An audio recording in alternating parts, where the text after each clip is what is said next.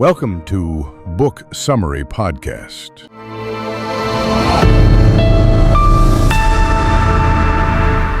Welcome to the Deep Dive.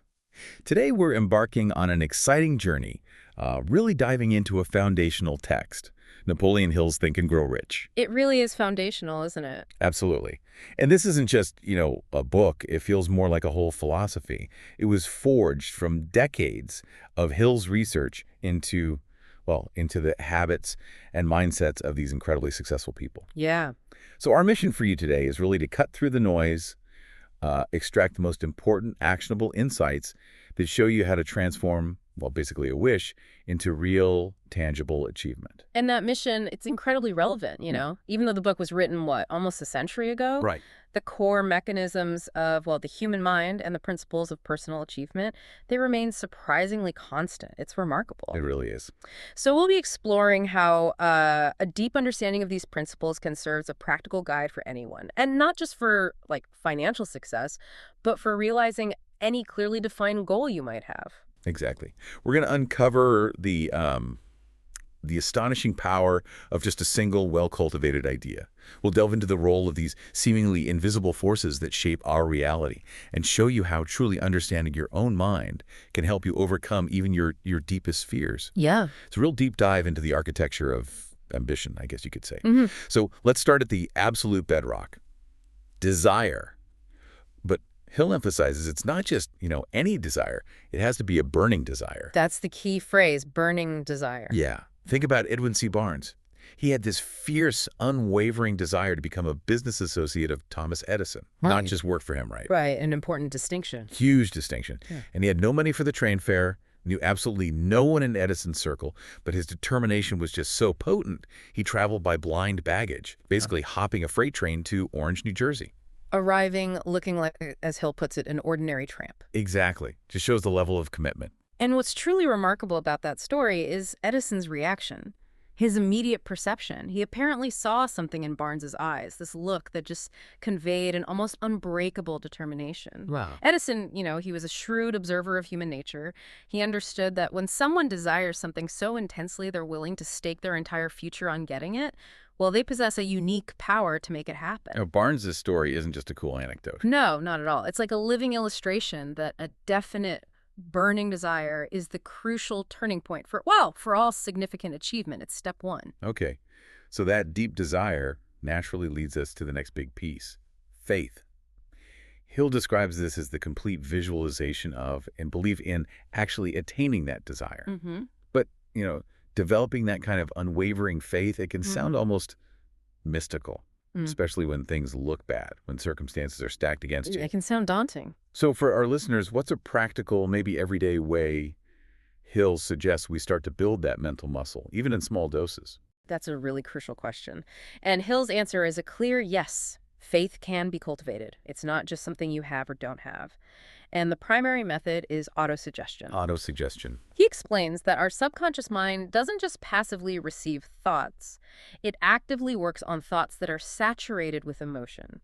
So to become, say, money conscious, using his term, it means actively and repeatedly saturating your mind with the desire for money until you genuinely see yourself already having it. So it's more than just wishful thinking. Oh, much more. It's about deep emotional immersion, really feeling it. And to help us do that, Hill actually gives us this remarkable self-confidence formula. Yeah. What's the essence of that? How does it practically differ from just, wishing you were more confident? Well, the formula distills a powerful truth. Belief isn't just wished for, it's built, actively built. It's like a mental regimen.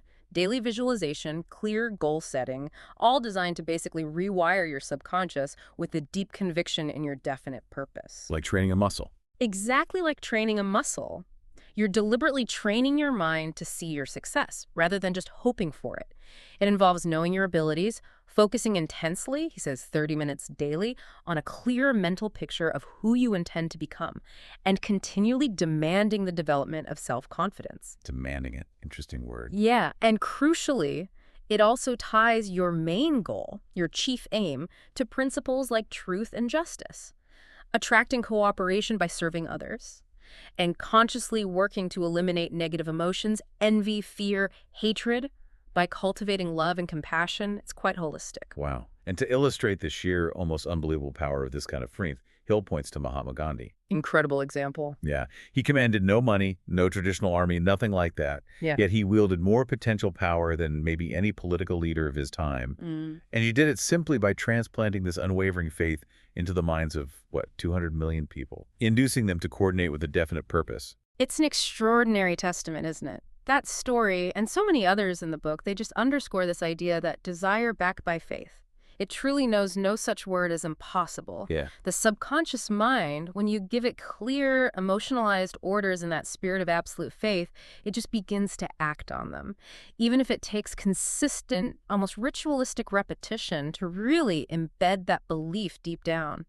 Okay, so we have the internal spark, the desire, and the faith. Now, let's shift gears a bit to the practical tools, the architect's tools maybe. First up, specialized knowledge. Right. We often hear that phrase, knowledge is power, but Hill clarifies it. He says it's only potential power. Exactly. Potential power. Yeah. It only becomes real power when it's organized and directed through practical plans of action. So it's about application. Application is everything. Consider Henry Ford. He had very little formal schooling, right?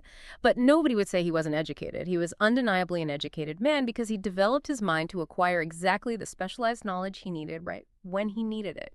So he didn't need to know everything himself. Not at all. Andrew Carnegie's another great example. For all his business genius, he knew relatively little about the technical side of making steel. He relied heavily on the specialized knowledge of his mastermind group. We'll come back to that mastermind idea later. It's fascinating. Definitely. But the lesson for you, the listener, is clear. Identify the specific knowledge you need to achieve your definite purpose.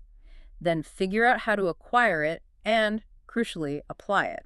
It's often about knowing how to purchase knowledge, as Hill puts it, not necessarily owning it all yourself. Like hiring experts or taking specific courses. Precisely. Stuart Austin Weir is a great example from the book.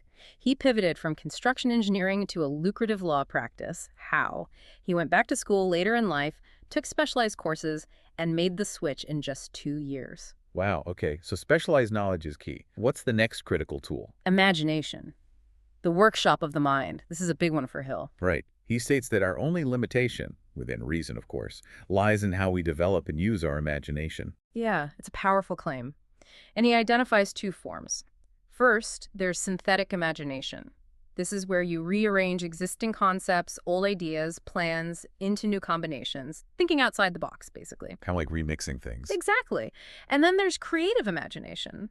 This, Hill says, is like a direct link to what he calls infinite intelligence.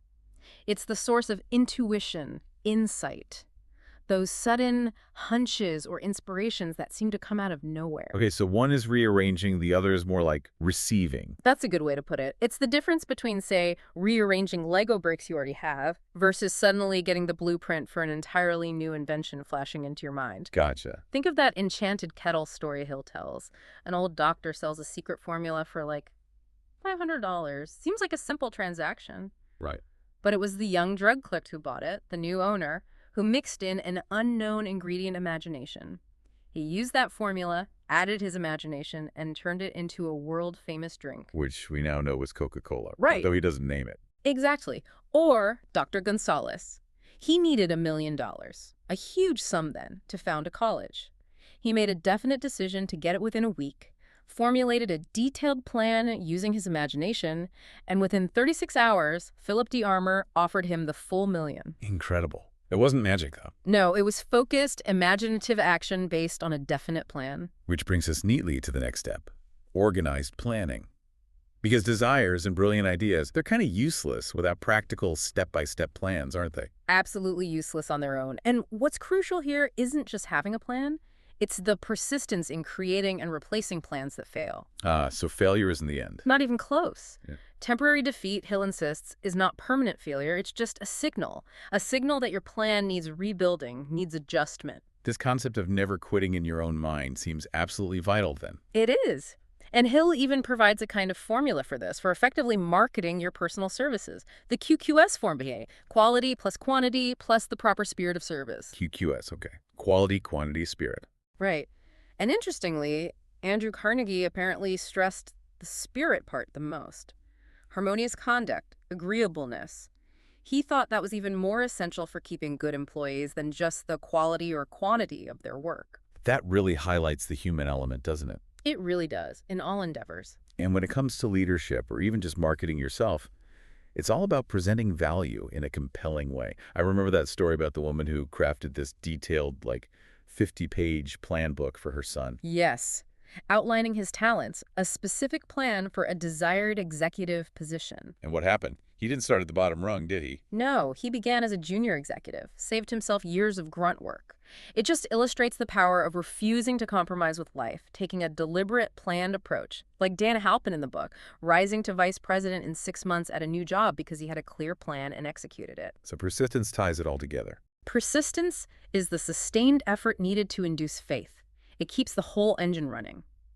Look at Fannie Hurst's 36 rejection slips for her writing before someone finally said yes. Wow, 36. Or Kate Smith, singing for years without pay before hitting massive success. They just refused to quit. Even Muhammad's story, which Hill recounts, shows how persistence, even facing banishment and ridicule, can lead to world-altering achievements. It's that unwavering commitment to the goal, even if the plan needs constant revision. That unwavering commitment. Okay, now let's delve into one of Hill's most, well, intriguing principles.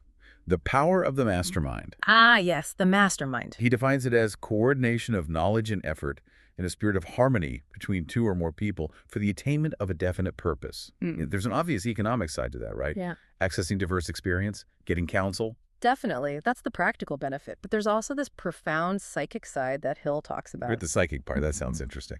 It is fascinating. Hill states, and I'm quoting loosely here, no two minds ever come together without creating a third, invisible, intangible force.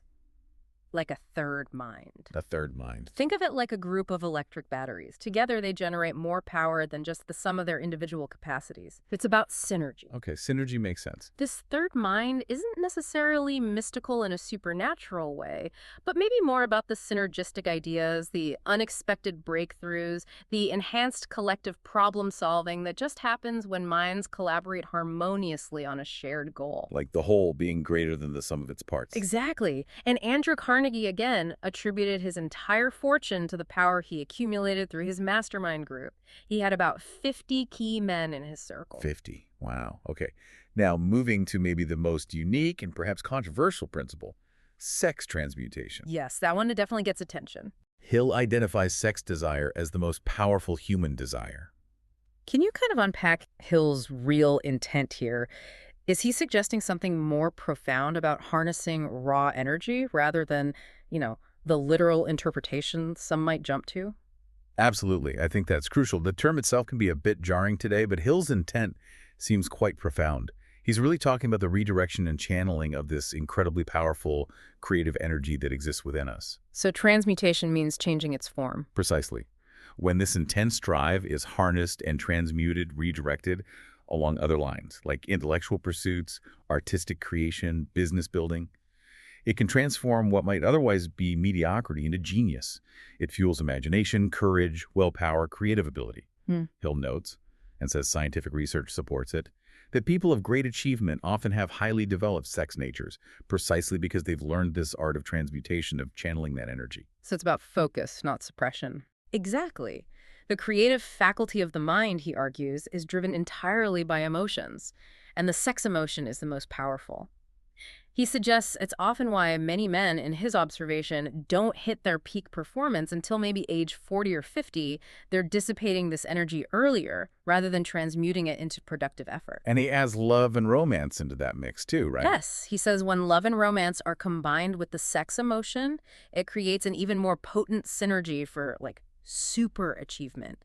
It elevates the drive. Okay, that clarifies it a lot. It connects really well, actually, to Hill's ideas about the subconscious mind. He sees it as the connecting link between our finite, everyday mind and what he calls infinite intelligence. That universal consciousness, yeah. And he also describes the brain itself as a kind of broadcasting and receiving station for thought. Right.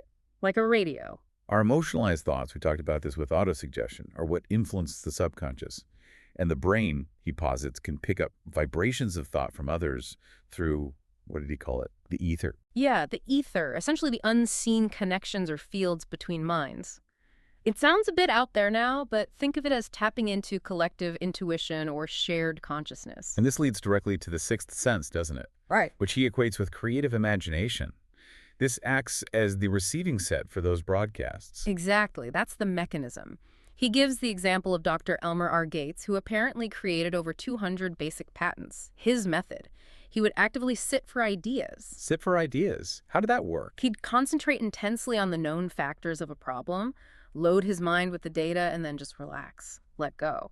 And he claimed inspirations would then flash into his mind from unknown sources, received via that sixth sense. Wow. And Hill himself did something similar, didn't he, with his invisible counselors? Yes, his imaginary council meetings. He'd convene meetings in his mind with historical figures he admired: Emerson, Lincoln, Edison, people like that.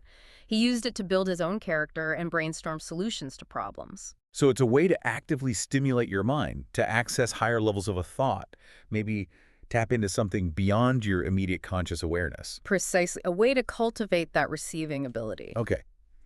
But what holds us back from all this potential, this is where Hill gets really practical again, identifying the 6 basic fears. He calls them the roots of all discouragement, timidity, indecision. Yeah, the big roadblock. They are the fear of poverty, fear of criticism, fear of ill health, fear of loss of love of someone, fear of old age, and the fear of death. The fundamental anxieties of being human, really. Pretty much covers it. And critically, Hill states that indecision is the seedling of fear. That's such a key insight. Indecision, the seedling. Explain that. Well, he argues that when you hesitate, when you can't make a choice, that indecision starts to crystallize into doubt. And then doubt and indecision blend together, and boom, they become fear. So procrastination fuels fear. Absolutely. He even details specific symptoms for each fear, like the self-consciousness and nervousness that comes with fear of criticism, or the hypochondria linked to fear of ill health, the regret and slowing down associated with fear of old age. So what's the antidote? The antidote, he argues, is prompt and firm decision. Making choices decisively cuts the root of fear before it can fully grow. For example, he suggests you can tackle the fear of old age not by denying it, but by deciding to accept it as a blessing, a time of wisdom and perspective, rather than seeing it only as a handicap. It's about reframing through decision. Exactly, taking control of your mental attitude towards it. Okay, so once we understand how to cultivate our inner power, desire, faith, imagination, and overcome those basic fears through decision, a huge landscape of possibility opens up. And Hill, writing when he did, had a very specific, quite passionate view on where that opportunity was most abundant. He talks about opportunity in America. Yes, he was writing in the aftermath of the Depression, and he saw America as unique. He really passionately describes the unparalleled freedoms available: freedom of thought, education, religion, choosing your profession, and importantly for him, the ability to accumulate wealth legally. He illustrates these blessings with some surprising details, doesn't he? Like that example of getting breakfast in New York City for 20 cents for 2 people. Yeah. With ingredients sourced globally, it sounds unbelievable. And Hill argues this miracle is possible because of organized capital, the pooling of resources, the coordinated effort that enables large-scale production, distribution, innovation. Right. He viewed this system, driven by capitalists, as the engine for human progress, providing the infrastructure for everything from food to shelter, making those everyday miracles possible. It's important to understand that was Hill's specific perspective on the economic landscape as he saw it then. He believed it provided this incredible stage for individual achievement, unlike anywhere else.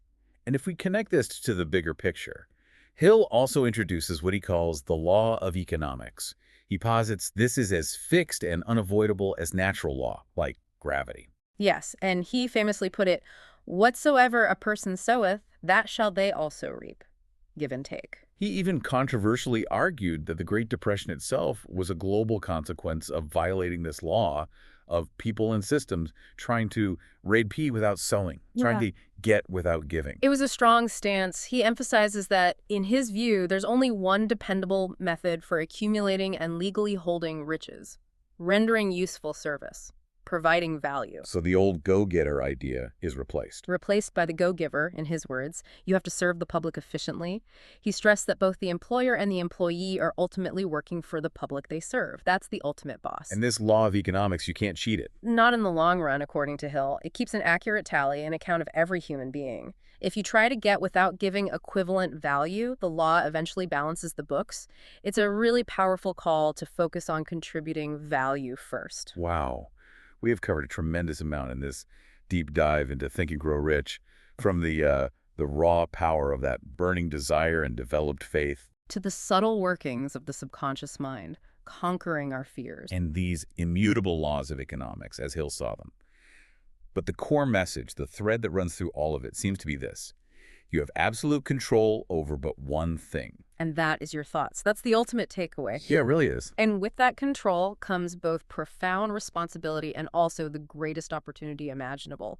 Hill actually suggests doing a regular, honest self-analysis.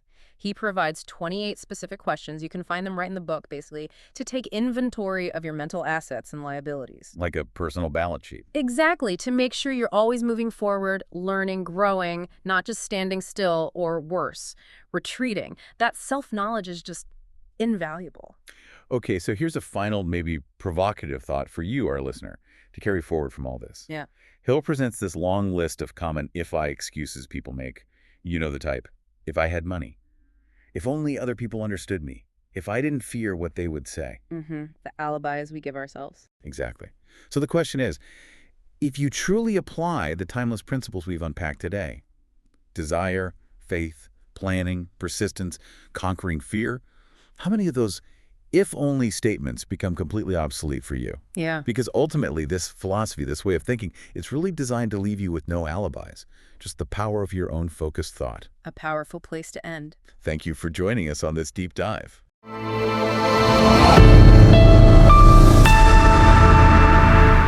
If you found this episode helpful, please like and subscribe. It really helps me keep bringing you great book summaries every week.